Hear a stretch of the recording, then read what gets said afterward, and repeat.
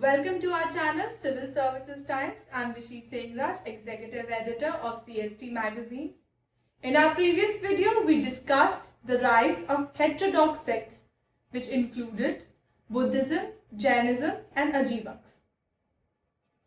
We also discussed the questions from the topic of heterodox sects, along with the Civil Services Times sources asked from the year 2014 to 2019. Till now, we have discussed pre-Indus, Indus and Vedic age in our Ancient History Part 1 video, Vedic religion and philosophy of 6 Orthodox school in our Ancient History Part 2 video, rise of heterodox sects in our Ancient History Part 3 video, and in this video, we will discuss about the rise of territorial states, in which we will discuss and focus on the administration of Mahajanpadas and Ashoka's Dhamma.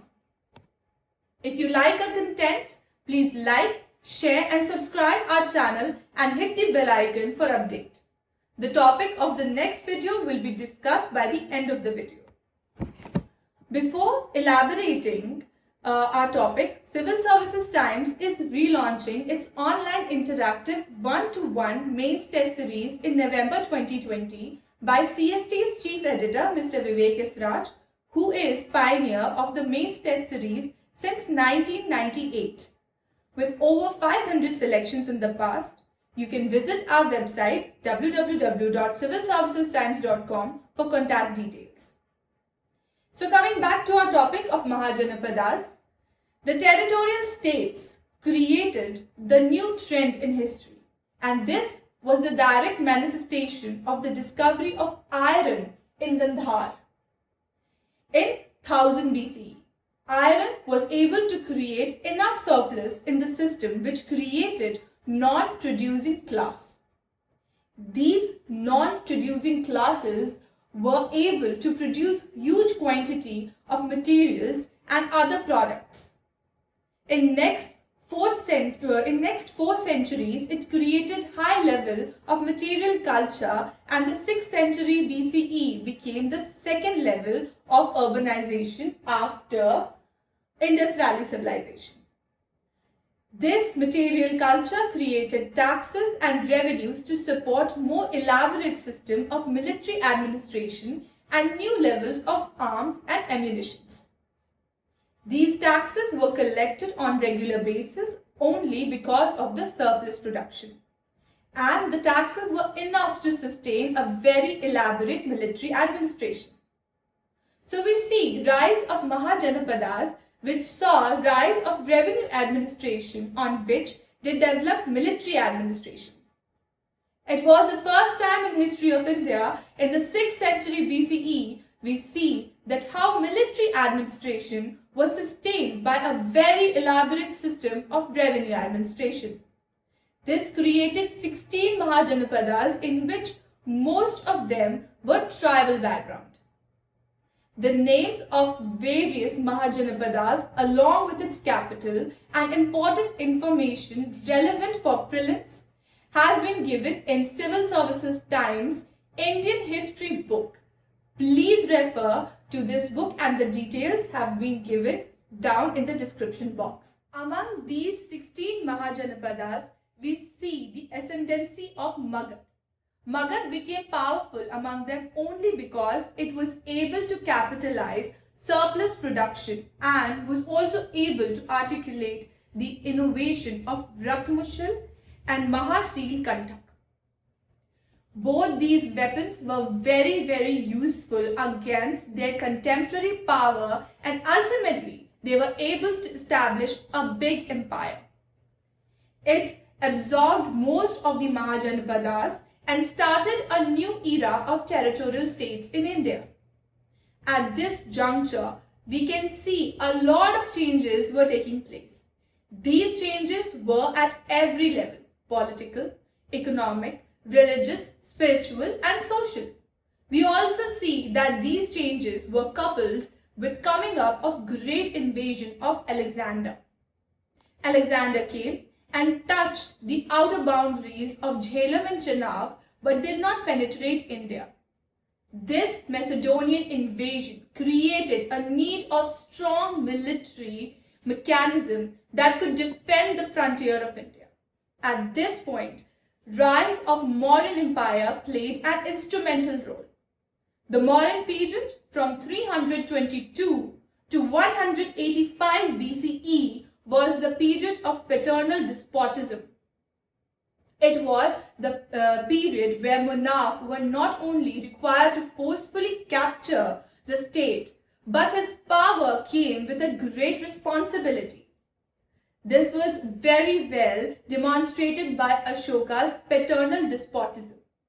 It was an unparalleled realm in history of India. Ashoka demonstrated that the power came with responsibility. He was the first ruler to seal the borders with his marvelous border management, which is still the guiding factor for the modern day border management. He handled the frontier tribals in a manner that everyone was acquainted with him, and he was able to create checks and balances in his administration. He completely monopolized the state resources so that the regular flow of revenue can always enable him to maintain a very large, huge, elaborate both revenue and military administration. He was the first king to diversify the revenue. He did not solely rely on land revenue, unlike kings from both Gupta and post-Gupta period, who relied heavily on land revenues in order to sustain their infrastructure of administration.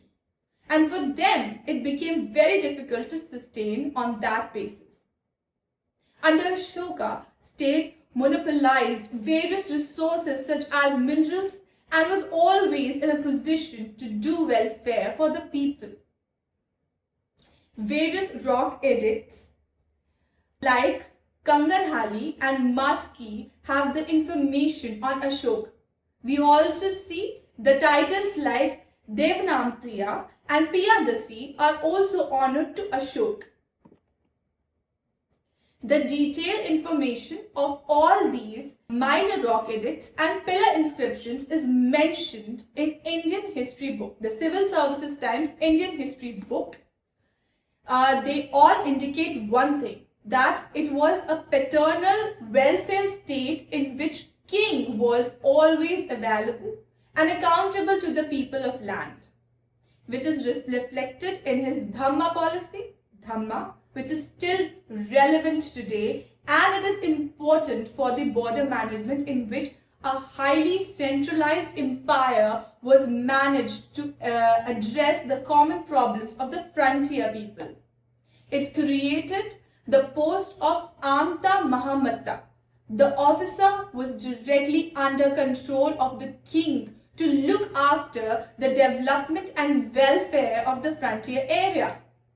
It simply means those people who are living in far-flung areas can be brought into direct contact by having a strong surveillance cum welfare scheme. All the efforts were made to make the frontier people feel that they were the part of the empire. This was being done by the administration percolating down to the remotest areas. We can get this evidence from the rock edicts which are situated around the border areas of Mauryan system. Secondly, the Dhamma propagated the peaceful coexistence in which every segment was given equal importance, be it class, any strata or segment of the society. The pillar edicts clearly instructed that people should respect each other, live in harmony with each other, and create a peaceful environment for the fruitful survival of both their lives and the empire. Dhamma also propagated that how the informal means of social control, that is moral secession, be an effective tool of public order and governance. This informal means of social control made people feel that they are part of the same whole and they share the same destiny, and hence This promoted a sense of inclusive growth. This informal code included the understanding of ethics, values, tolerance, customs and tradition in an effective manner. So Dhamma was meant to strengthen the informal mechanism of community living. Dhamma was not just a code for people. It held the state equally responsible and accountable. It meant that state had to mark its presence in the life of common people, and this is the reason why Ashok mentions in his rock edict that all men are my children and I am 24 hours available for them.